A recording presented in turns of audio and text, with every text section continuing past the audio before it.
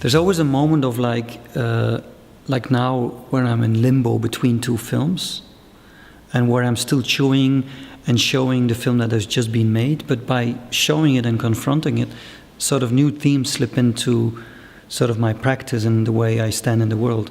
And so bit by bit something grows as something that I think, here is something offered to me that I think is interesting to explore. And sort of a concept bubbles up above the water. And then bit by bit I start thinking maybe I should put that into sort of something narrow, which then could be a choice of maybe zooming in on a theme that is more precise. And then you go look for either books or images that fit that, or you start collecting, and that could be huge. And then I can't hold my arms anymore. At one point you have to start deciding, okay, we're going to zoom in. And that's where you start sort of narrowing down. And then there's the moment where the edit starts, the editing. It starts a little bit before, because also in the themes you start editing.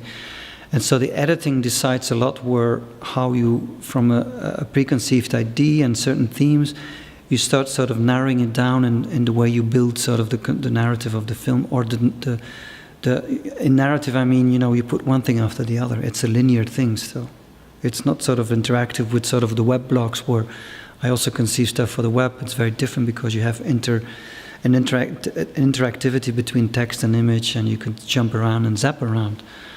But here, then the editing phase is for me the most intensive. Sometimes it could be 2 years, 3 years. In the case of Shadow World, we were interviewing while we were editing already, and we went back and forth. And so you had certain things that were set forth in the film, and then we thought, we need somebody else who can back it up in another way, or who can confront it in a way where he criticizes it.